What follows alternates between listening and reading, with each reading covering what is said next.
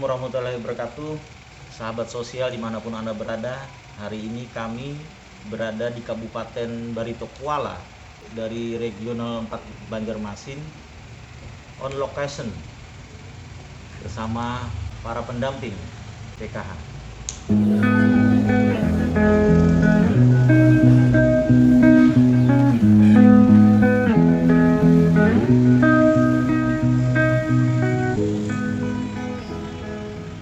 Sahabat sosial dimanapun Anda berada, hari ini saya bersama Mbak Sari dan Mas Upik. Kita akan berbincang santai mengenai kediklatan stunting. Tentu ada hal-hal yang menjadi hambatan, menjadi apa saja kendala selama mengikuti kediklatan ini. Silakan Mbak Sari. Perkenalkan, nama saya Sari Mulyana. Wilayah kerja saya di Kecamatan Anjer Pasar. Di sini saya mau menceritakan sedikit kendala yang saya alami ketika melaksanakan kegiatan pelatihan dan pencegahan stunting secara daring. Yang pertama pastinya ada di jaringan, walaupun jaringan di tempat saya itu lancar, namun beberapa kali ada terkendala ketika mengakses LMS itu terkeluar dari aplikasinya. Kemudian ketika sinkronus itu ketika ingin menyampaikan pendapat, karena itu secara online jadi rebutan dengan yang lain dan kadang tidak terbaca oleh video suara ketika kita ingin menyampaikan pendapat seperti itu. Perkenalkan, nama saya Taufik Rahman. Saya pendamping dari wilayah Kecamatan Belawang, Kabupaten Barito Kuala. Saat ini saya akan berbagi pengalaman saya dalam mengikuti kegiatan pelatihan daring pencegahan dan penanganan stunting bagi SDN Kesos.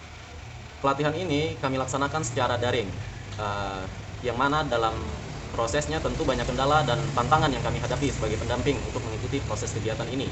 Salah satu tantangan yang kami hadapi adalah kegiatan itu dilaksanakan terkadang sinyal mengganggu, kemudian juga terkadang karena prosesnya daring dan kita bebas membuka kapanpun pembelajarannya, maka terkadang ada beberapa kegiatan kita juga yang mengganggu, sehingga fokus kita untuk pembelajaran sering juga terganggu seperti itu.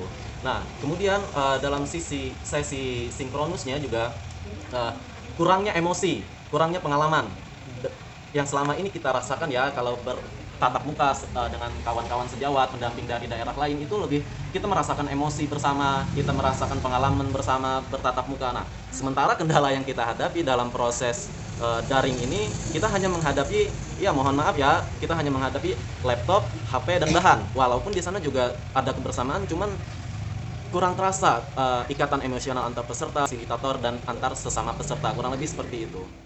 Oke, sahabat sosial dimanapun Anda berada, tadi kita sudah berbincang dengan kedua narasumber kita.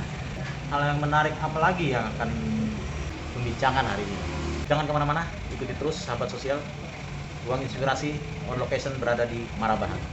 Sama Mbak Sari, apakah ada masukan untuk kami Balai Besar Banjarmasin dalam hal modulnya atau perbaikan apa saja yang perlu akan kita menjadi perbaikan di kemudian hari untuk materi-materi pelatihan stunting ini? Silakan Mas. Menurut saya perbaikan yang pertama yang perlu kita perbaiki bersama itu dalam hal aplikasi. Karena aplikasi ini yang saya alami ketika itu saya membuka materi pembelajaran tapi nilainya tidak muncul. Nah, bug-bug yang seperti itu yang saya pikir itu penting untuk diperbaiki bersama. Kemudian juga kita mengetahui bahwa pendamping memang di lapangan bukan untuk mendiagnosa si anak stunting atau tidak. Nah, tetapi dalam hal ini menurut saya kekurangan di dalam modul itu adalah indikator si anak umur berapa, harusnya tinggi badannya berapa. Nah, itu saya dari awal pelatihan saya tidak mendapatkan itu.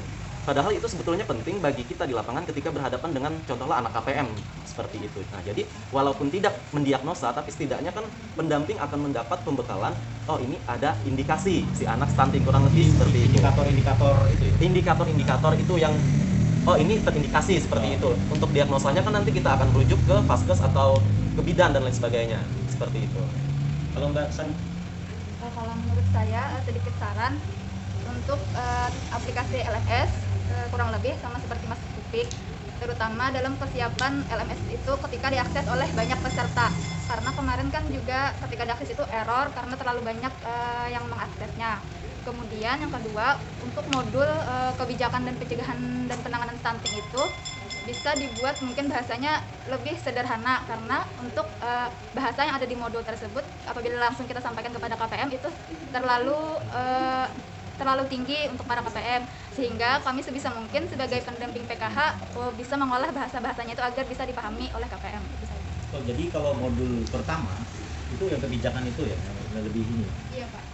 penyampaian untuk ke KPM yang jadi kendala bahasanya. Bagaimana Mas Upik? Ada tambahan? Ini betul sekali tadi, mungkin ya, tapi ini imajinasi liar saya sebagai pendamping. Kan kita di dalam modul itu ya Mas ya, di sana diberikan materi tentang bekerja sama lintas sektoral seperti itu. Nah, saya berimajinasi sekali bahwa dalam pelatihan-pelatihan selanjutnya kita dapat menghadirkan peserta-peserta di luar SDM Kesos seperti itu, mungkin terkait stakeholder terkait ya, seperti misalkan bidan ataupun perawat-perawat di tingkat fasilitas kesehatan ataupun aparat desa, sehingga kolaborasi yang bersama dalam pelatihan ini kita akan tahu, oh ini tugas dan fungsinya ini dalam penanganan stunting, kurang lebih seperti itu imajinasi saya mengharapkannya seperti itu, sehingga ketika berhadapan di lapangan aparat desa ataupun misalkan petugas di fasilitas kesehatan itu paham tugas dan fungsinya. Oh pendamping ini, oh tugas aparat desa seperti ini dalam penanganan stunting ataupun kader posyandu dan lain sebagainya, sehingga kolaborasi dalam satu pelatihan akan lebih memudahkan kita bekerja di lapangan seperti itu. Jadi praktisi ya? Praktisinya. Narasumbernya praktisi ya? Praktisi medisnya ya? Baik medis ataupun pihak-pihak terkait dalam upaya pencegahan multisektoral untuk penanganan stunting ini, kurang lebih seperti itu.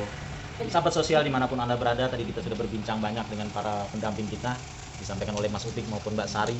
Itulah realitanya, bahwa ini metode pembelajaran, tidak ada yang sempurna. Maka tetapi kita akan selalu memperbaiki dan memperbaiki, tapi selalu ingat bahwa kita berjuang untuk rakyat. Jangan kemana-mana, tetap bersama kami, Ruang Inspirasi on location di Kota Marabahan, Kabupaten Barito Kuala.